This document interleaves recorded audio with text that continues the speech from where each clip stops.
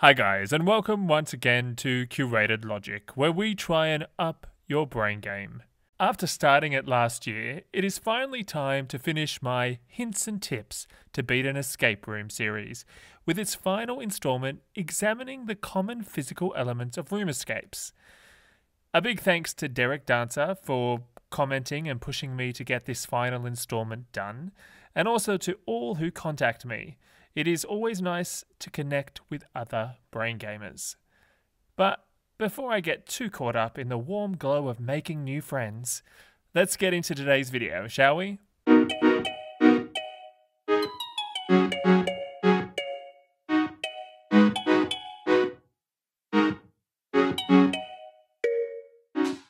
As you can imagine, the physical aspects of escape rooms lend themselves to a great deal of variety.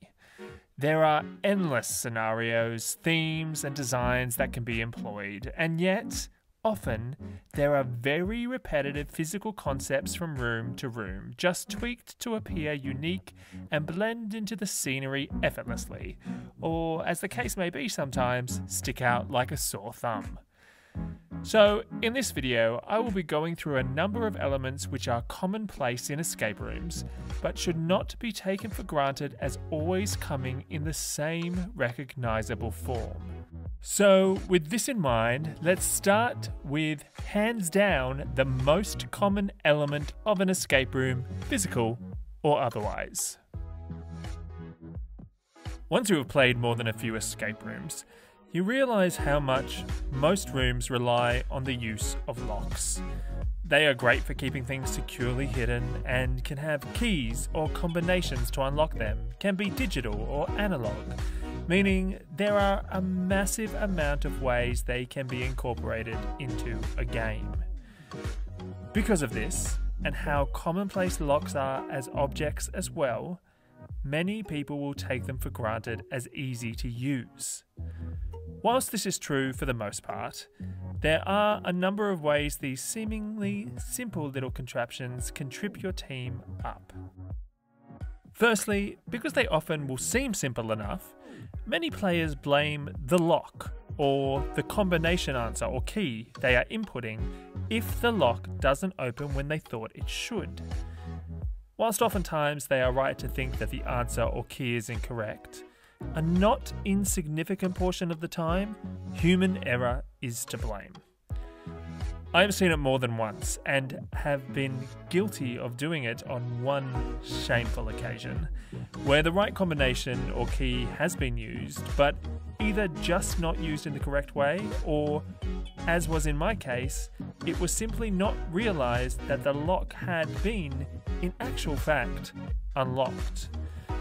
So, given it only takes a couple of seconds to have someone else check your work, if something's not working and there is little else to be working on, have a teammate check the lock as well.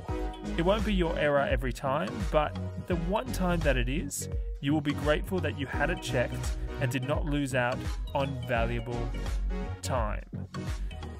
With this as well, as simple as it sounds, pay attention to the pre-game briefings, in which they will likely tell you about any unique lock mechanisms you may come across. Don't take it for granted that it will always be easy to figure out how to use a lock, as, especially when you are new to escape rooms, you will come across locks and mechanisms that you will likely be unable to understand quickly without an explanation. If locks are the most common of physical components of escape rooms, secret doors are likely following close behind. Of course, a room is unlikely to have as many secret doors as it does locks, but over the years, more and more rooms are adding this element as a main feature to elicit surprise. So, with this fact comes some advice. First, no matter if a room you are in has absolutely no appearance of having a secret entrance to another room, play the game like it does. I have seen it a number of times where a team is going along well enough, but has reduced expectations of the number of puzzles based on what they see in front of them, so they work slower than they should, with no real sense of urgency, feeling that they are ahead of the game. Only for this to bite them in the butt when later than they should have, they find another room with as many puzzles in it as the first. If you are always expecting another room and more puzzles, then you can utilize the adrenaline that accompanies this constant feeling of running out of time to your advantage. But be warned, this can also bring with it, for some, a feeling of futility, so make sure to balance this with reasonableness, and not to expect a fourth or fifth room when you only have a few minutes left to play. The second point to consider about secret doors is that, generally speaking, the game will lead you to this door and what is needed to be done in order to open it. It is very rare that a secret door will be opened by a random occurrence, not linked to another puzzle itself. So, with this in mind, if it seems obvious that your room contains a secret door, and perhaps you even believe you know where it is, do not spend much time trying to open it if you have not yet been led there, or if there is other things that need to be done. It is likely that the door will not be able to be unlocked by luck, and by trying to make it do so, waste time that you know you don't have, knowing that there is at least another room you have to make your way to. The next physical component of escape rooms is one that covers a wide range of elements. From natural to artificial lights, from the light already in the room and that you create, and from the shadows created by all of these elements. Lights and shadows are one of the most common techniques for hiding useful information. Although there are, of course, a large number of ways this can be done, there are a few ways that are the most common. First, and to my mind the most boring of all common ways to use a light in an escape room, is the good old blue light. I am not really sure why blue lights took hold as they did in escape rooms, as although easy for creators to use to hide information, their use more often than not lacks any ingenuity and the use of any brain power.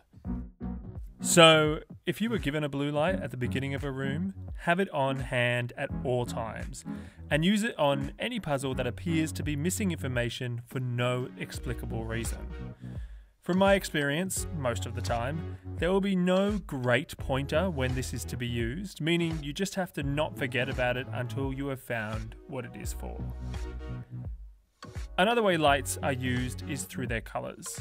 Simply put, coloured lights can be a code. Sometimes it may be a matter of adding up the numbers of each colour, sometimes it may be that each colour represents a different letter, but whatever their function may be, every time there have been coloured lights in a room I have done, their colours have been of utmost importance, so make sure not to ignore them. The final use of lights in an escape room comes generally from normal torches often provided to players before they enter, and the lights that are already present in the room. Often these do not add anything to any puzzle, but are simply used in cases where lighting is dim or someone's eyesight bad.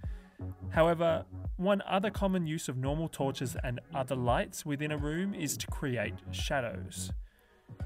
Granted, the creation of shadows as a puzzle technique is used nowhere near as much as blue lights or coloured lights, but I have seen it enough times to warrant mentioning it here. It can sometimes be difficult knowing that shadows are what you are looking for, but if there are objects with cutouts or unique shapes that do not make sense by themselves, and it is such that other puzzles lead you to lighting them up, maybe, just maybe, it may be the shadows of the objects you need to pay attention to rather than the objects themselves. If you feel this is the case and shadows are the key, make sure to look at the shadows from every angle, and sometimes a different angle will produce a different result. As you may expect, most of the elements of an escape room that I will be talking about in this video are elements that the creators of the room provide to you before you enter the room or are within the room itself. But one physical aspect that is within every physical escape room that you will ever do is you, your own body. Not only can your own body create shadows and even cast light as a reflective surface, trust me, this does work. Perhaps the most common way that bodies can be used are as electrical conductors. If you have not come across this type of puzzle in a room before, you may think this would not be a common puzzle technique to use, but once again, it is something I have seen in more than a couple of rooms. Typically, what this type of puzzle entails is the activating of an object with a small electrical current, nothing harmful. Generally, a fair distance from this device is another, often metallic, device that provides this current. With no leads or obvious way of transferring the current from the origin to the device that needs it, the technique involves the players forming a human chain, one end touching the device from where the current originates, and the other end touching the device needing the current, passing the electricity through the players' bodies to activate the necessary device. Now, of course, as a word of warning, this does not mean to stick your hands in anything electrical or assume that this is a technique to try all the time. In every room this has been necessary, I have found the puzzles have pointed to this being the way to proceed. So, in other words, keep your fingers out of electrical sockets or light switches, but still keep this technique in mind. Another simple puzzle technique that can be used in a variety of ways is the overlay. And it is one that, for all its simplicity, I have seen stump a number of people. What I mean by an overlay is just one item that is put on top of another in order to reveal something that is not seen when looking at either item individually. Of course, sometimes the fact that this needs to be done is obvious, as each item may appear to be portions of words on transparent paper, and it is instinctual to put one on top of the other. But the reason I have seen this technique stump a number of people is because often it is not that easy to see the two items go together, and the only things that seem to point to the two items needing to be overlaid are the similar sizing of each item or some subtle design feature that links the items. An example I have from a previous room I used to work in. On the wall of one of the rooms in one particular game were a number of photos. There was nothing distinctive about the photos, and nothing obvious that helped players move their game forward. As players solved other puzzles, they eventually found a small frame which had transparent plastic where the glass should be. Again, there was nothing particularly special about this item from looking at it. There was, however, a connection given that the item found was a photo frame of similar size to one of the photo frames that hung on the wall. As I explain this, to you listening it may seem simple to understand that these two objects would go together. But due to the seemingly benign nature of the photos on the wall, and that there was little to draw players' attention back to these apart from the new frame, a lot of players missed this connection for a long time. Once they made this connection, however, they were soon to see that the transparency placed over one of the photos revealed imagery in that photo that could not be easily seen by the naked eye. Sometimes, overlay puzzles are even harder than that, especially when playing with coloured overlays that change the colours of buttons or inputs that need to be pressed, or lights that form another element of another puzzle. So with this in mind, my advice is simple. If you ever see a transparent sheet or something of similar design, think about it as a possible overlay. Next up, magnets. Another very typical feature of many escape rooms, there are two main ways magnets will be used. The first way is obvious, in order to receive something metallic from somewhere unreachable by hand. Typically the item that is being retrieved will be a key, often either visible down a long pipe or in the middle of a maze behind a barrier. The technique for both is basically the same. Find a magnet and a way to attract the necessary item, and then lead the key to where it can be accessed by hand. In case of the pipe, this would mean attaching the magnet to a rope or something similar if it is not already, and putting the magnet into the pipe until the key attaches and then pulling it out. As for when the key is behind the barrier should be thin enough for the key to still attach to the magnet when the magnet is placed up against the barrier. Your job then being to lead the key through the maze by keeping it attached in this fashion and leading it to the exit, where there will be some sort of compartment for retrieval. Magnets are also quite regularly utilised in assisting the opening of doors or compartments under the floor. With doors, most often the magnetisation will either need to be interrupted to unseal the door, or a magnet is used to do the unlocking itself by interacting with the locking mechanism. In both these cases, you won't be left to guess this functionality, and you should be led how to solve this problem. As for the floor panels, you should again be led to do this with a likely larger magnet being placed on a floor panel, allowing it to be lifted up. Apart from the ways so far mentioned, the last, most common way magnets are also frequently used is in tandem with iron filings. Iron filings are just small shavings of iron that can look a bit like instant coffee granules or sand, but they are grey. They can be other colours as well, maybe copper or something like that, but typically iron will be used. If you see anything like this in an escape room, chances are that it needs to be used up against an item with magnets behind it that will attract the filings, forming them into some sort of shape or a combination of letters or numbers that will be vital to another puzzle. Most people know the old saying about many a magic illusion. It's all done with mirrors. In the case of escape rooms, it often is. As mentioned in the letters and words video, sometimes a puzzle is just text written backwards, with which a mirror will help players read. There is also the overused way of having players breathe on a mirror to reveal something hidden. But mirrors are also used in a number of ways people don't always think of. The first is reflecting an image from far away that is otherwise unable to be seen. I've seen this done in two ways. First, when you are on one side of a barrier but can see through it to the other side somehow. For instance, the ability to look through a grate on a locked door. If something like this can be done, have a look on the other side for a mirror. Often rooms will place a mirror on the wall opposite the door in order to reflect something on the back side of the door or the wall surrounding the door that you need.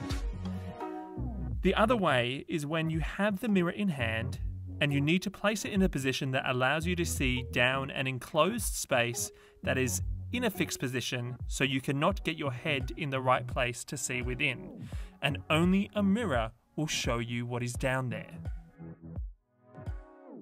As I said at the beginning, there are an endless number of elements that could be discussed in this video, so just to finish, I will mention a few that need not a lot said about them, some occurring often and others less so, but are all valuable to keep in mind. The first is a technique I have only come across once in all the many rooms I have played, and that is the use of smell. It is a physical sense that is not thought of very often in escape rooms, but it is used, so is always good to think of as an option. The next not so commonly used element is physical challenges like laser mazes. I have seen this in more escape rooms than I have smells being used, but it is still not something you should expect all the time. So, if possible, always have at least 2 people on your team who are physically agile and have good balance, just in case one comes up. The reason I say have 2 people is because a lot of the time, within these mazes or other physical challenges, are a series of buttons which have to be pressed at the same time, needing 2 people to do so. The use of simultaneous actions, particularly the pressing of buttons, is also another trick used by more than one escape rooms in different ways. And finally, 3 elements which all generally involve measuring them: liquids, weights, and temperature. These are typically self-explanatory when you come across them, but one bit of advice to give when faced with a measuring challenge is to take your time. Not only might you spill liquids if you rush, but measurement puzzles will generally need precision, and I have seen too many people get flustered by the pressure of an escape room and rush through these tasks, only to realise later that they had made a mistake they would not have made had they just done things more carefully. Okay, so that is it for the hints and tips for beating an escape room series. I hope it has been helpful for you. I am always on the hunt for escape room recommendations, so if you have any, please let me know in the comments below, and hopefully I will one day have been able to do them all. I hope wherever you are in the world you are safe and happy. Until next time, keep upping your brain game and have fun. See ya.